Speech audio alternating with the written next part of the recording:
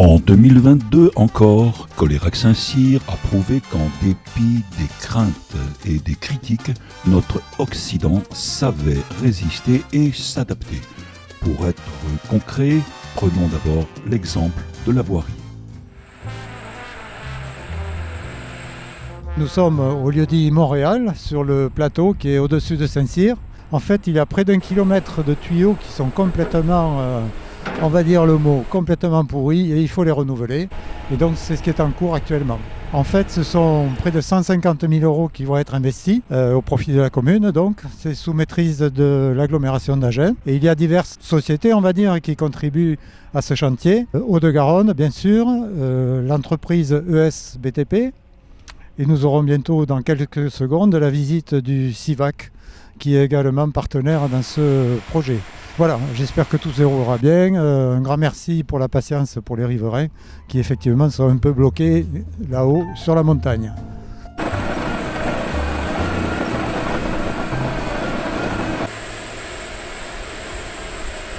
Autre exemple, les associations, avec notamment la randonnée proposée par les parents d'élèves avec l'aide de nos chers adolescents. Il y a 3 ans, on a mis en place cette randonnée semi-nocturne pour permettre aux habitants de Colérac et aux populations hors Colérac de venir découvrir un peu notre village.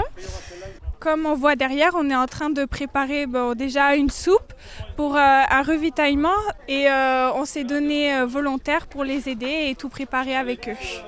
L'association des ados de Colérac qui a formé l'ATEC nous a rejoints cet après-midi pour nous aider. Ils nous ont aidés aussi à préparer avec la distribution notamment de flyers. Ils sont aujourd'hui une quinzaine à nous aider à tout installer et voilà, c'est un échange de bons procédés. On les aidera dans leurs futures actions. Bonne marche! Allez, c'est parti!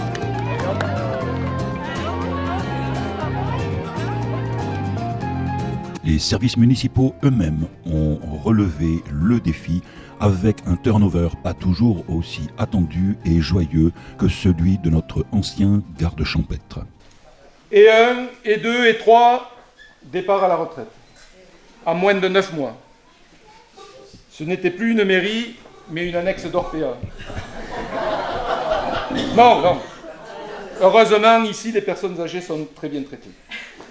Et c'est pour cela que nous avons tenu à te recevoir, cher Patrick, en grande pompe, devant les élus et tes collègues venus en nombre, pour fêter le départ du garde champêtre, mais surtout pour fêter l'homme qui a su se faire apprécier de tous au cours d'une carrière de près de 37 années au service des Coléraquais. Incontournable, tu l'as été. Indispensable, à coup sûr. Irremplaçable, heureusement que non.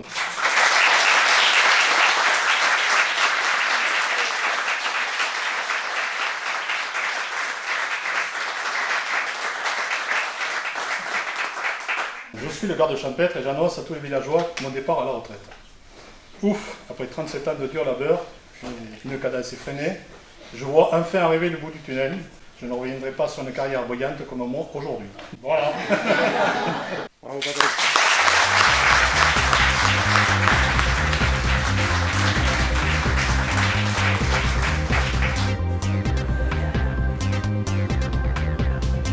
Renouveau également en termes d'équipement et de structure avec l'inauguration du club house de football Colérac. Écoutez, merci d'être présent pour l'inauguration donc, de ce clubhouse du football. Je tenais à remercier les entreprises qui avaient travaillé sur ce projet. Je voulais préciser en introduction que ce clubhouse existait avant qu'il ne soit incendié par des auteurs qu'on n'a pas su identifier, ce qui est très dommage. Donc nous avons reconstruit ce clubhouse qui est tout neuf, sous la maîtrise d'œuvre de l'architecte Michel Mazini, qui est coléracais. Mes adjoints ont travaillé et ont suivi effectivement les travaux. Donc je vais citer les entreprises. Plusieurs entreprises coléracaises, l'entreprise Soulier au niveau du gros œuvre, l'entreprise Carabois au niveau de la charpente, V&B Fermeture pour les menuiseries extérieures, l'entreprise Moretti pour l'isolation et les cloisons, une entreprise d'Aiguillon Cloupeau qui a fait l'électricité et la peinture, Une entreprise de Villeneuve-sur-Lot, Gandin, qui a fait le carrelage, et l'entreprise Dutré d'Agen qui a fait la peinture. Au niveau du budget, la reconstruction de cet édifice nous a coûté à peu près 950 000 € TTC. Nous avons été aidés par l'AGLO dans le cadre du fonds de solidarité territoriale qui nous a bien aidés, et l'assurance a participé pour une partie, mais bon, la mairie y a été de sa poche et de son temps pour reconstruire ce beau bâtiment. On en a profité pour améliorer effectivement l'isolation du bâtiment, améliorer les ouvertures pour qu'il soit plus clair et plus lumineux, et améliorer le bar pour qu'on puisse effectivement faire un dedans-dehors, ce qui est plus pratique pour servir les sportifs et leurs parents. Allez, on y va. 1, 2... Bonjour GPA. Bravo. Et on va voir beaucoup à côté, messieurs dames.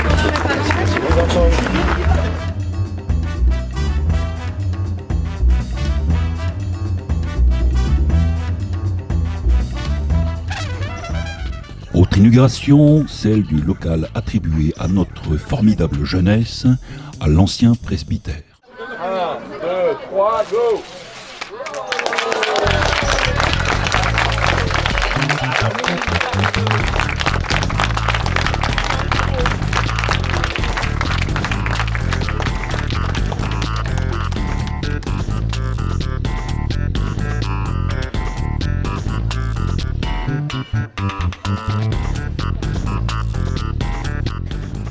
C'est un événement, nous inaugurons ce soir, non pas le presbytère, mais le presbytère qui a été réaménagé par ces jeunes. Vous ne l'avez peut-être pas vu en rentrant, mais ils ont fait un très gros travail de réhabilitation, de décoration, de jardinage, de défrichage pour vous accueillir ce soir et pour que vous passiez une bonne soirée. Moi, je tenais à remercier les capitaines donc, de cette équipe, à savoir Eric, à savoir mes 2 adjoints Raoul et Frédéric, qui ont accompagné les jeunes pendant les travaux. Je suis très heureux que des jeunes, effectivement, s'investissent pour un effort commun, s'investissent pour un avenir et un monde qui, je l'espère, sera meilleur que le nôtre. Groucho Marx disait que un vieux est un jeune qui se demande comment tout ça s'est passé. Donc je souhaite à nos jeunes qu'ils n'aient pas à se poser de questions quand ils seront vieux. Voilà, en tout cas, merci d'être présents et je vais passer la parole maintenant à la présidente en vous demandant d'applaudir très fort ces jeunes et tous ceux qui nous ont aidés.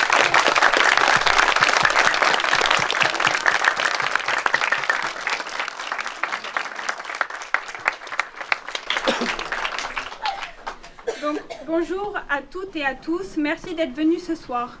Tout d'abord, je vais commencer par vous présenter les nouveaux membres du bureau qui ont été élus tout à l'heure.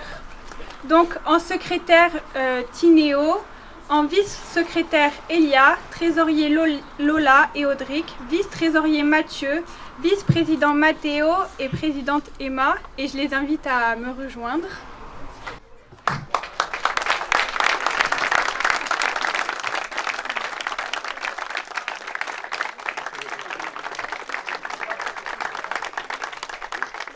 J'ai pas grand chose à dire de plus. Moi je suis heureux de voir nos ados ici regroupés et dans ce local et je leur souhaite de se rencontrer, de donner vie à ce bâtiment.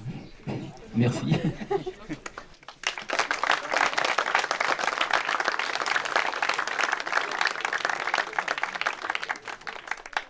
Il y a 10 ans, quand nous avons lancé cet espace jeune, nous ne savions pas trop où nous allions. On a commencé avec 5 jeunes, aujourd'hui 46 sont inscrits. En 10 ans, 200 jeunes sont passés par cet espace, avec pour certains la poursuite dans les métiers de l'animation. Alors ici, on décroche un peu des écrans, on partage, on s'intéresse aux autres, on est solidaires, on fait des efforts, on monte des projets. Personnellement, je suis très heureux de tous ces moments de partage et je les remercie tous chaleureusement pour leur implication. J'espère qu'ils se sentiront bien dans ce nouveau local et qu'ils continueront dans le même esprit du collectif et du bien vivre ensemble. Merci à vous.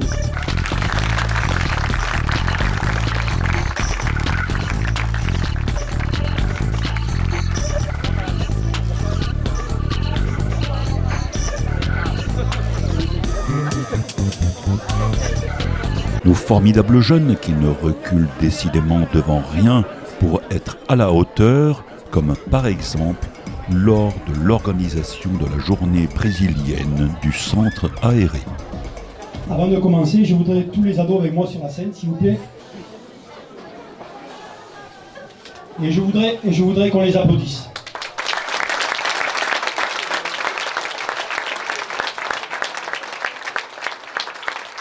Qu'on les applaudisse pour leur investissement.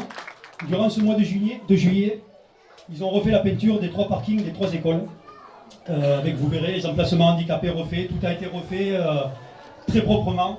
Donc ils ont bien travaillé. Ils ont été très précieux au niveau du spectacle auquel vous allez assister ce soir. Vous allez voir. Et en plus, toute leur jeunesse nous font du bien à nous. Voilà, donc merci à vous les ados et encore un grand bravo.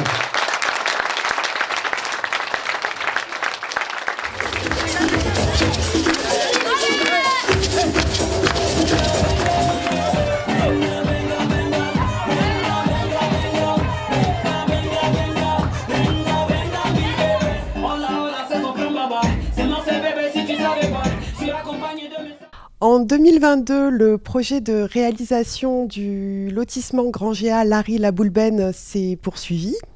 La commune a rédigé le cahier des charges en tenant compte de ses contraintes et de ses souhaits. Une consultation a été lancée et le conseil municipal a désigné la SEM 47 comme aménageur. En 2024, les 85 lots à construire seront mis en vente et il y aura également des logements à loyer modéré à destination des seniors notamment. L'année 2022 a été marquée par des contentieux menés par la commune à l'encontre de constructions illégales situées dans des zones à fort risque d'inondation. Les juges ont donné droit aux demandes de la commune, à savoir la démolition des constructions illicites et également l'indemnisation des préjudices subis par la commune. Enfin, en 2023, vous pouvez toujours bénéficier d'aide à la rénovation énergétique du logement et à son adaptabilité à la vieillesse, au handicap. Ces aides sont à destination des locataires et des propriétaires occupants. Vous pouvez vous renseigner sur les démarches à accomplir pour en bénéficier. Ces renseignements se trouvent notamment sur le site internet de la mairie, rubrique Information urbanisme. À ce sujet, le programme d'intérêt général de rénovation de l'habitat se poursuit en 2023. La commune participe financièrement à ce programme. Les informations se situent également sur le site internet de la commune et vous pouvez contacter directement également la plateforme de rénovation de l'habitat de l'agglomération d'Agen. Je terminerai en vous invitant à vous abonner à la page Facebook de la mairie de Colérac-Saint-Cyr ou à consulter son site internet pour vous tenir informé des actualités de la commune, mais également des événements associatifs, institutionnels qui se déroulent sur Colérac-Saint-Cyr. Théraline, je te passe la parole. Merci Charlène. Alors moi je vais en parler du budget 2022, de cette année 2022.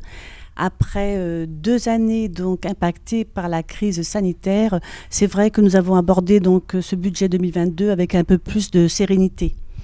Nous avons donc reconduit nos soutiens financiers, notamment donc auprès de la jeunesse coléracaise, de par leurs activités à la LSH, à leurs projets que nous avons soutenus fortement, qui ont fait de très très bons résultats d'ailleurs. Auprès de nos aînés ruraux, par l'intermédiaire du Centre communal d'action sociale. Il faut savoir qu'en 2022, nous avions 400 aînés ruraux, donc auxquels d'ailleurs nous avons servi le colis de Noël. Ce sont nos aînés ruraux de 75 ans à 103 ans pour notre doyenne, qui aura donc 104 ans cette année. Et je l'embrasse d'ailleurs, puisque c'est ma petite voisine. C'est un clin d'œil. Ensuite, au niveau soutien financier, c'est vrai que nous avons apporté également ce soutien auprès de l'ensemble des associations de la commune, associations sportives, culturelles, que ce soit au maintien des entretiens des bâtiments qu'ils occupent, de la prise en charge de l'énergie, des matériels. Également un soutien bien sûr important au niveau des écoles de Colérac, que ce soit aussi en entretien des locaux, en matériel également informatique, etc. Et nous engageons toujours à soutenir ces publics toute l'année. Donc au niveau des investissements, donc les investissements qui ont été pris donc en charge dès notre début de mandat continuent à courir. Nous avons également le soutien donc financier assez important de l'agglomération d'Agen par la dotation du Fonds de solidarité territoriale. Donc on peut dire que le bilan de l'année 2022 au niveau du budget est en équilibre, que la commune est peu endettée et que nous espérons continuer donc ce soutien pour l'année 2023. Je rappelle que nous avons inscrit dans notre programme électoral 2020-2026 un projet de construction de maisons de santé médicale pluriprofessionnelles. Où en sommes-nous ?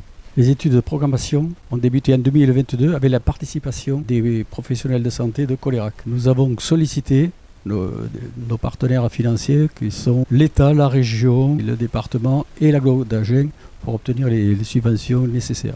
Ce bâtiment d'une surface de pratiquement 600 m² sera situé à côté de la mairie et se présentera de la façon suivante.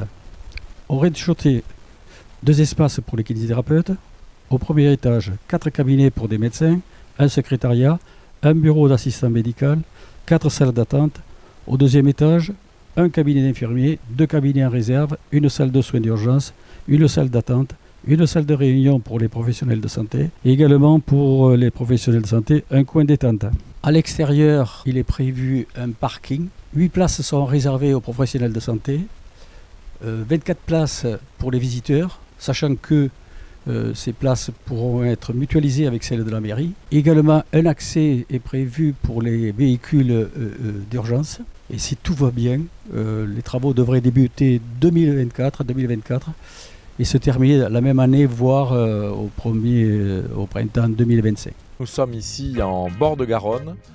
Nous souhaitions, mon adjoint Claude Dulin et moi, vous présenter le projet sur lequel le bureau municipal et donc tous vos élus de Colérac-Saint-Cyr ont travaillé, c'est-à-dire un projet qui consiste donc, après avoir racheté le bar de l'avenue qui appartenait à Aline Nagoa, bar de l'avenue qui est derrière nous, qui est caché par effectivement ces végétaux. Vous vous souvenez que ce bar de l'avenue, donc, qui va être conservé, avait à côté un bâtiment dont la toiture s'était effondrée. Le plan local d'urbanisme nous oblige, quand un bâtiment donc, est démoli, à ne plus pouvoir reconstruire. Donc l'idée qui a germé dans nos esprits fertiles était de détruire effectivement ce bâtiment et de réaliser une plateforme surélevée de façon à ce que les visiteurs, les Coléraquais mais pas seulement, puissent voir Garonne depuis cette esplanade. Vous voyez derrière moi un accès effectivement depuis l'RD 813, donc sur le bord de Garonne, et vous voyez à ma droite un espace qui pourra tout à fait accueillir à la belle saison des tables pour boire un café ou peut-être mieux manger. Nous avions comme projet donc de racheter le terrain qui part de la mairie de Colérac derrière moi et qui vient jusqu'à la RD 813. Et donc cette parcelle donc, paysagère va servir d'une part à réaliser donc, un parking pour la maison de santé et ensuite un espace végétalisé, un espace vert avec pistes cyclables et piétonnes pour pouvoir effectivement de la mairie étant venir en bord de Garonne admirer donc ce fleuve magnifique. Le projet qui suit mais qui n'est pas encore tout à fait confirmé serait de faire venir un restaurateur que nous avons déjà identifié pour créer une guinguette en bord de Garonne, sachant que nous sommes à côté d'un fleuve magnifique et qu'il n'y a aucune guinguette sur toute l'agglomération agennaise. Donc Colérac serait très fier de réaliser la première guinguette de l'agglomération agennaise. Nous sommes actuellement sur le rond-point de Caméla que vous connaissez très bien. Bon, rond-point qui dessert Colérac-Saint-Cyr et Saint-Hilaire et au-delà, qui dessert derrière moi Foulayronne, la 21 et le nord du département. Et à ma gauche, la RD 813 donc vers Agen, le pont-canal, et donc la voie sur Berge qui mène au rond-point du conseil départemental à Agen aussi. Bon, vous savez que ce projet donc, du barreau de Caméla, le barreau de Caméla, c'est le pont plus la voie routière qui va traverser la commune du Passage puis celle de Brax, jusqu'à la départementale donc, et le rond-point qui sont situés donc, à Brax quasiment en droite ligne de Camella en traversant Garonne. Bon, ce projet dont on parle depuis 25, 30 ans, 35 ans, enfin depuis très longtemps, va enfin voir le jour puisque le président de l'agglomération, Jean-Dominique Séjour, a réussi à réunir les fonds nécessaires au financement de ce barreau de Camella.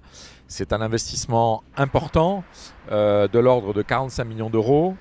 L'agglo donc le finance aux côtés du département et de l'État. Hélas, le conseil régional est absent donc dans ce financement, mais on en reparlera. Et le Premier ministre donc a annoncé qu'une enveloppe de 18 millions d'euros pourrait être attribuée à ces investissements routiers. Donc le président de l'agglomération a décidé de lancer les travaux en juin prochain. Toutes les études ont été réalisées. Les travaux démarreront donc en juin 2022 pour se terminer fin 2023. Travaux qui vont permettre donc de déplacer légèrement ce rond-point de Camella vers le nord, ce qui posera quelques problèmes de circulation, mais enfin on essaiera de les gérer au mieux. De réaliser donc le premier pont sur Garonne, un deuxième pont sur le canal latéral à la Garonne et une voie routière qui va donc relier ce rond-point au rond-point de Brax que j'évoquais tout à l'heure. Voilà, c'est un investissement très important pour l'agglomération, le Lot-et-Garonne et pas seulement. Je rappelle que Jean-François Poncet à l'époque avait travaillé sur l'Euro 21 qui devait relier donc Paris à Madrid avec une droite quasiment parfaite et plus près de nous donc relier Camella donc à Villeneuve-sur-Lot, puis à la Dordogne, Périgueux, Limoges et Paris. Et au sud, on descend vers le Gers, vers Pau, vers le Somport, et ensuite Raca, Huesca, Saragosse, jusqu'à Madrid.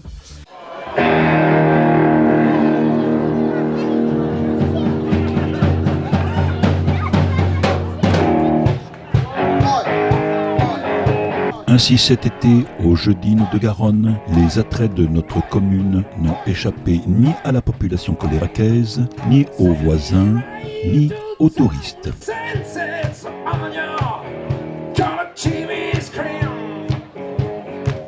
Bonsoir chers coléraquaises, bonsoir chers coléraquais et bonsoir chers Agenaises, Agenais et toute l'agglomération d'Agen et au-delà.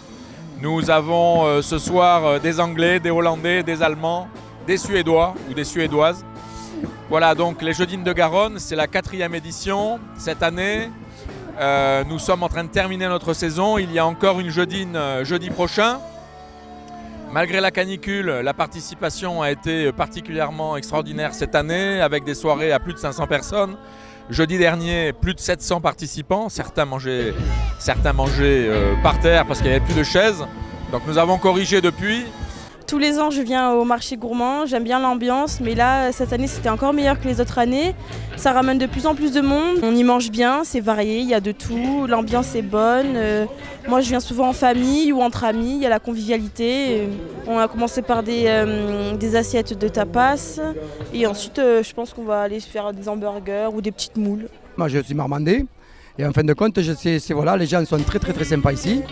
Ils vous accueillent, ils bougent, les gens bougent, tout ça, ils sont sympas. Et ils font vivre leur village, ils le font connaître. Et moi, j'adore des petits villages comme ça, qui sont sympas, qui sont agréables et qui nous accueillent avec un grand cœur. Merci à vous tous. Cela fait depuis quelques années que nous venons à Colayrac parce que c'est vrai que l'endroit est complètement idyllique, magnifique.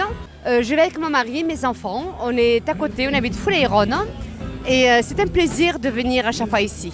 C'est magique, l'endroit est vraiment superbe. Nous venons nombreux, nous sommes une quinzaine à chaque fois. C'est 18, c'est pas mal, c'est pas mal. Bon, je vous rappelle, les Jeudines de Garonne, c'est une création donc, de la municipalité de Colayrac.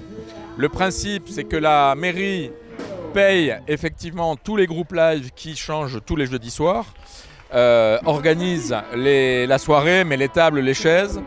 Et ce sont 4 associations sportives qui organisent le bar et qui se partagent les recettes du bar à la fin de la saison. Je ne peux pas vous donner le montant, mais jeudi dernier, les recettes étaient particulièrement impressionnantes. Les 4 associations sportives sont donc le tennis, le foot, le rugby et le basket de Colayrac-Saint-Cyr. Le club est investi au niveau des Jeudines depuis le tout départ, avec mes anciennes présidentes, puisque c'était Sandy Gamblin qui a commencé. Donc le tennis est présent en fait depuis le tout début sur les Jeudines. Je remercie la mairie de Colérac pour tout son investissement et toujours présente, disons, quand nous avons besoin d'eux, à l'écoute de nos demandes aussi qui sont très fréquentes, malheureusement aussi. Je vous invite à venir jusqu'au mois de septembre, aux soirées, tous les jeudis, jusqu'au mois de septembre. Voilà. Pour les gens qui ne peuvent pas partir en vacances, venez aux Jeudines et je vous promets que vous serez heureux et vous serez contents. Donc, mais encore une fois, cette année, le club de rugby s'investit dans les Jeudines et c'est un bonheur et un plaisir de retrouver d'autres associations. Un moment de plaisir avec des orchestres qu'il y a à chaque fois et surtout tous les traiteurs qui nous proposent différents plats.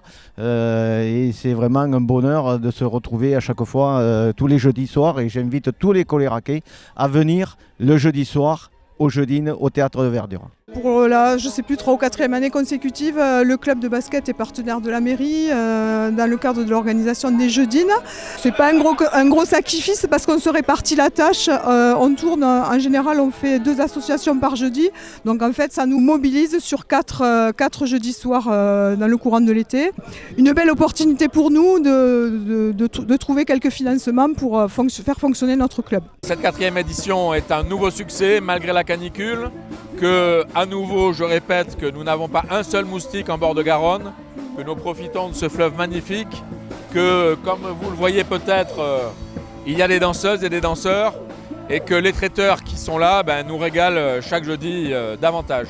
Voilà, écoutez, venez nombreux jeudi prochain et je vous donne rendez-vous jeudi prochain et à l'année prochaine. Merci.